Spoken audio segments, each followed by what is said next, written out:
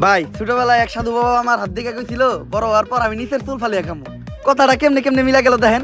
বড় হওয়ার পর আমি হলুদ সাংবাদিক হইছি। কিচ্ছু করার নাই, কপালে যদি চুল ফালানো লেখা থাকে তাহলে চুল ফালিয়ে খাইতে হইব। এখন প্রথমে যাবো কেক পট্টিতে, খুব ট্রেন্ডিং এ আছে, নিউজ বানাইলেই লাখ লাখ ভিউ। তারপর যাবো সিজান ভাইয়ের ভাতের হোটেলে, যাই উল্টা পাল্টা প্রশ্ন করবো, সিজান ভাই সেই তো যাইবো ভুলভাল উত্তর দিব, ভিডিও ছাড়লেই ভাইরাল। আর যেহেতু দুপুর হয়ে গেছে, ফ্রিতে গরুর মাংস দিয়ে 1 প্লেট ভাত ছাটিয়ে দিমু, কাম হইলো খাওয়ানো হইলো। কি গো ভাই, এই জায়গায় এত মানুষ কে? কি হইছে এই জায়গায়? ভাই এই জায়গায় একটা লাশ খুন হয়েছে। ভাই দেখা তো মনে হইতাছে 6-7 বছরের কোনো বাচ্চা। নিউজটা নিয়ে নিব নাকি? যা বেটা, এটা ট্রেন্ডিং টপিক নাকি? এটা ছাড়লে কি ভিউ হইব? ট্রেন্ডিং টপিক খুঁজ, যেগুলো ছাড়লেই ভাইরাল। তাইলে ভাই কন্টেন্ট ক্রিয়েটর শিবন মিয়া আছে না, ও নাকি ওর মায়ের ভাত দেয় না, কিন্তু বিরিয়ানি দেয় 3 বেলা। বিরিয়ানি দেয় কাইটা, এই যে ভাত দেয় না, এই জিনিসটারে হাইলাইট করে নিউজ বানাইলে কেমন হয়? এর লিগাই তো আমি তোরে আমার লগে রাখি। হলুদ সাংবাদিক হওয়ার পরে আমরা উল্টা পাল্টা নিউজ বানানি করছি শুরু। এখন থেকে আমি তোর শিষ্য, তুই আমার গুরু। তাইলে চলেন ভাই আগে এই নিউজটাই বানাই।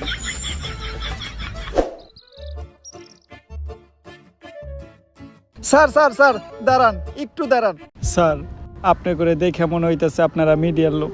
আমার ছোট্ট একটা বোন মাদ্রাসায় পড়ে, বয়স মাত্র 13। এক জানোয়ারের বাচ্চায় ওরে দর্শন করছে, কিন্তু কোনো বিচার পাইতাছি না। মিডিয়াই তো এই দেশের সব থেকে বড় শক্তি। স্যার, আপনারা এই বিষয়টা নিয়ে একটা নিউজ করেন, যাতে আমি আর আমার বোন ন্যায্য বিচারটা পাই। আরে বেটা, এটা কি কোনো বিষয়? দর্শন তো এই দেশে প্রতিদিনই হয়, এটা নিয়ে নিউজ করার কি আছে? ট্রেন্ডিং কোনো বিষয় থাকলে কও, যেটা নিয়ে নিউজ করলে লাখ লাখ ভিউজ আইবো। এক কাজ করো, কেক বানাও আর নাইসে নাইসে কেক বিক্রি করো। এই নাও আমাকে কাট। যদি এটা আসলেই করো তাহলে যোগাযোগ করো, আইয়া নিয়ে ভিডিও বানাই দিয়ে যাবনি। আর এখন আমাকে সময় একটু কম, স্বপন মিয়ার পারিবারিক বিষয়ে আঙ্গুল দিতে হইব। জান ভাই।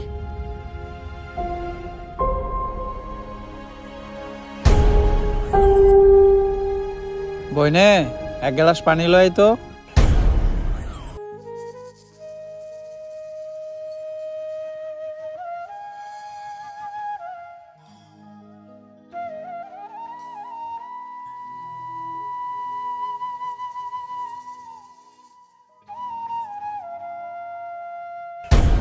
এই যে আমি আমার সব মার্বেল এনে রাখলাম, আমি যদি এই মার্বেলটা লাগাইতে পারি তাহলে তোর সব মার্বেল কিন্তু আমার। আর না লাগাইতে পারলে তোর সব মার্বেল আমার।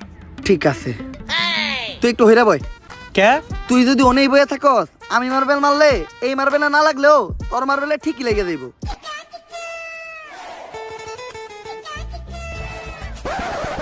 লাগে না, এই দে তোর সব গুড়ি দে। এনে এই গোটাকে আমার কাছে তো এই কটা গুটি আছিল।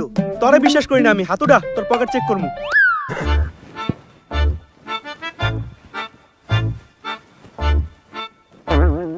কিরে তুই মিছা তো কইলি কে? এই যে বড় বড় দুটো মার্বেল তুই তোর পকেটে লুকিয়ে রাখছস। ওই দুইটা স্যার আল্লাহ কর, আমার পকেট ফুটা, তুই আমার পার্সোনাল মার্বেল হাত দিছস। আরেকটা মার্বেল আছে যেটা দিয়ে আমি মারছি, ওইটার সামনে ওই করতে পড়ছে।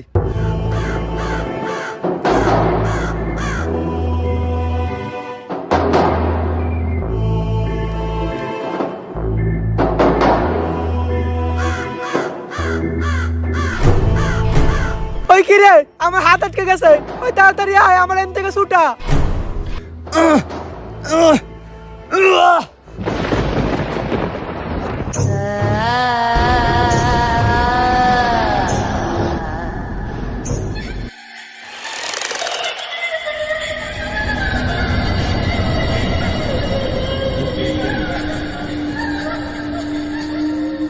সঞ্জনা মুক্ত হয়ে গেছে, কাউরে বাঁচতে দেবো না, সবাই মরবি, তুই মরবি, তুইও মরবি, তোর নানি মরবো, আমি মরবো, সঞ্জনা কাউরে বাঁচতে দেবো না, সবাই মরবি, পালা, তাড়াতাড়ি পালা, তোরা সবাই পালা, মরবি। কে সঞ্জনা? আর কেন মারবো আমাকে সবাই? আরে ও পাগল, ওর কথায় ভয়টাই পাইস না। ভাই আর আমি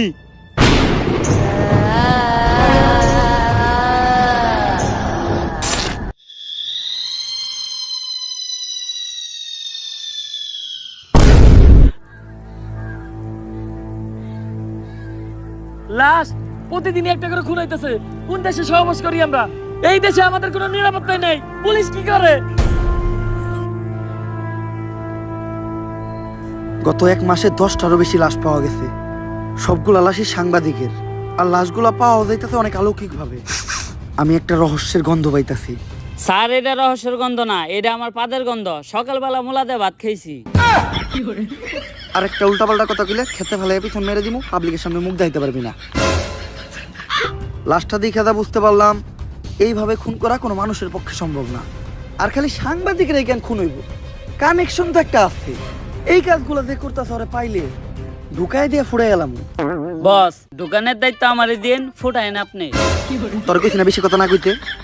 তুই দেখ লাশের কাছে কোনো সূত্র পাস নাকি।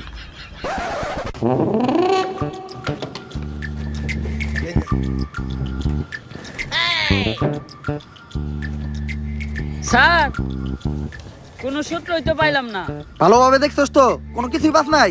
না স্যার, লাশের পকেটে 500 টাকার কোনো নোটই আসিল না। পাই কর 500 টাকা নোট বাই কর, বন্ডামি কর। পাট পার খেতে ফেলায় পিছন মেরে দিমু, পাবলিকের সামনে মুখ দেখাইতে পারবি না। কি মাইরা দিতে চাইছিলি তুই এটা? জানোস এটা কেসের কত বড় কাজে লাগবো? স্যার, আমার ভুল হয়ে গেছে, আপনি আমার মাফ করে দেন। যা, মাফ করলাম। আপাতত 2 প্যাকেট বিড়ি নিয়ে আয়। আপনি না কইলেন এটা কেসের কাজে লাগবো। এমনিতে আমার মাথা গরম, বিড়ি খেলে মাথা ঠান্ডা হইব। আর আমার মাথা ঠান্ডা থাকলে আমি কেসে মাথা খাটাইতে পারবো। এইভাবেই এটা কেসের কাজে লাগবো। স্যার, যা করলেন জীবনে, উপরে গেলে দিবনে। ঢুকাইয়া দিয়ে ফুড়ে এলাম ওরে তোরে। কি দায়িত্ব পালন করো তোমরা? খুনিদের তাড়াতাড়ি ধরে ব্যবস্থা করো, পুরা দেশ গরম হয়ে রয়েছে। এইভাবে এর আগে কোনো সাংবাদিক খুন হয় নাই। স্যার, খুনগুলো অনেক অলৌকিক ভাবে হইতাছে। এই এরিয়াতে যখনই কোনো সাংবাদিক ঢুকতাছে তখনই ওরা মেরে লাইতাছে, আর কোনো চিহ্নও রাখতাছে না। স্যার, এই যে আপনার বিড়ি। আর বাকি যেটি আবার চডি টেহা পাচ্ছে উল্টা, আরো আমার 80 টাকা ভরার লাগছে। আমার 80 টাকা দেন। এত টিয়া লাগলো কে? স্যার, বিড়ির দাম বাড়ছে। ল দোকানদারে যাই দিগামু। আরে স্যার, আমি তো মজা করছি। বিড়ি কিনছে 80 টাকা দেয়া, এই যে আপনার 420 টাকা বাড়ছে। বাট পার ঢুকাইয়া দিয়ে ফুড়ে এলাম। আরে বেটা, ফাও পেচাল বাদ দিয়ে খুনিরে কেমনে ধরা যায় ওইটা চিন্তা কর। স্যার, খুনিরে ধরার বুদ্ধি একটা আমার কাছে আছে।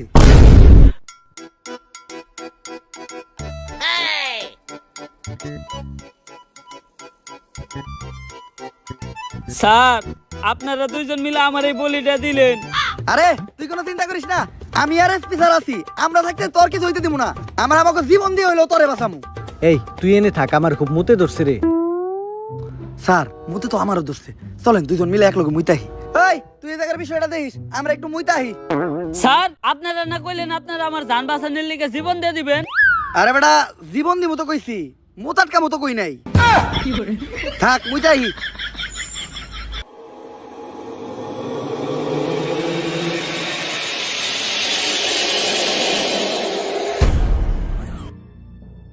আরে এই জায়গায় তো কেউ নাই, তাইলে আমার কান ধার দিল কেরা? ভূত আইলো নাকি? আরে না, ভূত বলতে কিছু নাই।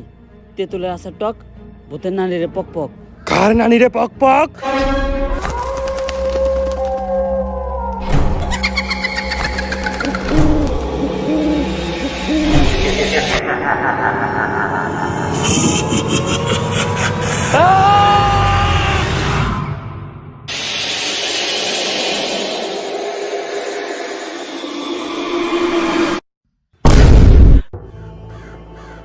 ওকেডা?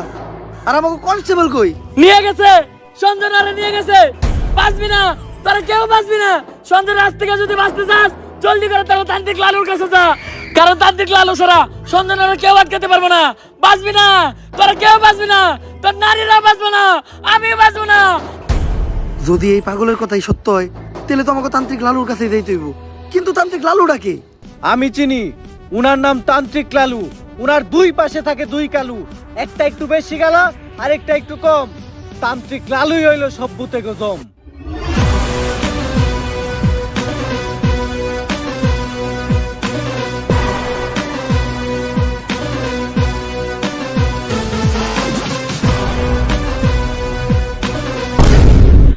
লালু ভাই, আমাকে নিয়ে যে বন্ডামি শুরু করলেন, সত্যি সত্যি যদি কোনোদিন ভূত তারা লাগে, তাহলে কি আপনি পারবেন? হন, আমি যখন থেকে ভুত্তারাই তখন থেকে তোর পাখিও খারায় না। তারপরেও ভাই, এই ভন্ডামি আর কতদিন? বাংলাদেশের মানুষ খায় ততদিন। বাংলাদেশের মানুষ তো খায় না। 3 দিন ধরে ব্যবসা শুরু করছেন, বনি তৈল না। বাবা আমার বাসান বাবা, আমার বাসায় কি জানি হয়েছে, সারা রাত কে জানি হাটে, ডরে ঘুমাইতে পারি না। কাস্টমার আইছে, বনি হইব রে। বনি হইব, বনি হইব। তুই একদম সঠিক জায়গায় আসছস, চল।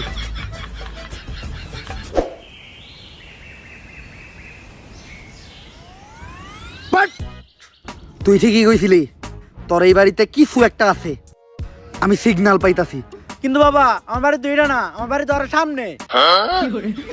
আরে সামনে আর কি, ওইটার সিগন্যাল আমি এন থেকে পাইতাছি। আমার ক্ষমতা সম্বন্ধে তোর ধারণা নাই, আমি দাদা কমু তাই তাই মিলা যাইব। প্রতি রাইতেই তোর বাসার থেকে নুপুরের আওয়াজ আহে না রাইত তৈলেই টিনের সালে কেউ না কেউ ঢেল মারে না, তাইলে অন্তত ঘরের জিনিসপত্র ভাঙচুর করে। এটাও তো করে না। বুঝছি, তার মানে এই ভুট্টা অনেক ডেঞ্জারাস, তোর বাসায় যাওয়া যাইব না, এই জায়গার থেকে ওই ভুট্টারে তারাইতে হইব। ভূত তাড়ানোর লেগে যে জিনিসগুলো আনতে কইছিলাম ওই জিনিসগুলো আনছস? হ বাবা আনছি, এই নেন আপনার রুটি কলা আর মোমবাতি। কিন্তু লালু ভাই ভুট্টারাইতে আবার রুটি গলা লাগবো কেন? আরে ভূতটা আমি খালি মোমবাতি দিয়ে দাঁড়ামু, রুটিগুলো তো আমার নিজের খাওয়ার লেগে আনছি। নে তুই মোমবাতিটা জ্বালা, আমি মনে মনে মন্ত্র পড়তাছি, মোমবাতি জ্বালানোর লগে লগে ভূতে নেয় হাজির হইবে। লালু ভাই মম জ্বালাইলে কি আসলে কোনো ভূতাইবো? হন, আমি যে সময় থেকে মোম জ্বালায় ভূতানি ওই সময় তোর পাখিও খারায় না, কথা না কয়ে মোম জ্বালা।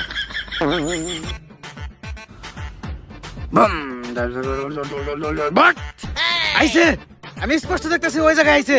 কানাই দেখছে, তার মানে ওই ভুট্টা তোর বাসা থেকে বাইরে এই মোমবাতির ভিতরে আইছে। আরে ও তো কানা, ও তো মানুষই ঠিক মতো চোখে দেয় না, ও আবার বুদ্ধ দেখলে কেমনে?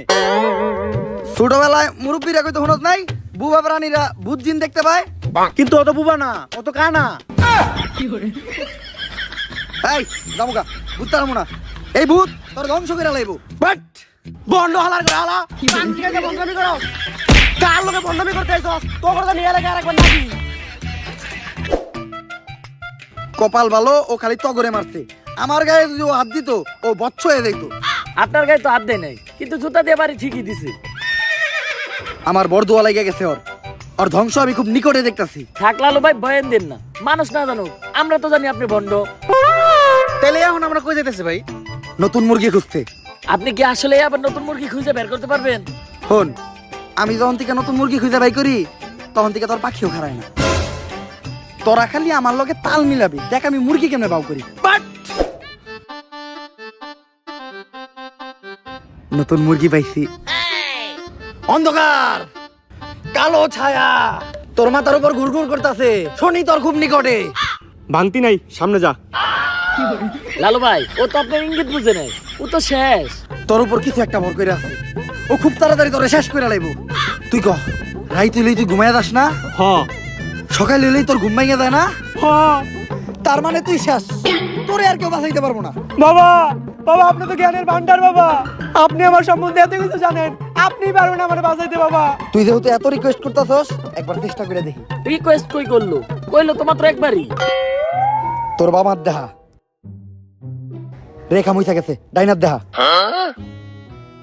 কি হাত দেখলাম আমি, এটা 5টা আঙ্গুল তোরাতে, এরকম হাত তো আমি জীবনে প্রথম দেখলাম। এই সমস্যার সমাধান শুধু একভাবে হইব, এই আংটি ব্যবহার করলে। আর এই আংটিটা কিন্তু কোনো সাধারণ আংটি না। কোন থেকে জানি এই আংটিটা আনছিলাম? গুলিস্তান থেকে আনছিলেন, দেখে বেচতেছিল 15 টাকা পিস। হিমালয়ের পুরাই থাকা মায়াবী পাথর দিয়ে এই আংটিটা বানানো। নে তোর সব সমস্যা সমাধান। আপনি আমারে বাঁচাইলেন বাবা। এখন বাবারে খুশি কর, তাই আনিমু না, তোর দাবার লাগে দে। জয় বাবার জয়, জয় বাবার জয়। ভাই আংটি কিনছিলেন 15 টাকা দিয়ে, দিয়ে গেল মাত্র 5 টাকা, 10 টাকা লস। আর এতক্ষণ পেছাল চাপারছিলেন, সব ফাও। আপনি তো ব্যবসা বুঝেন না। হন, আমি যখন থেকে ব্যবসা বুঝি তখন থেকে তোর পাখিও খারায় না। ব্যবসায় লাভ লস আছে।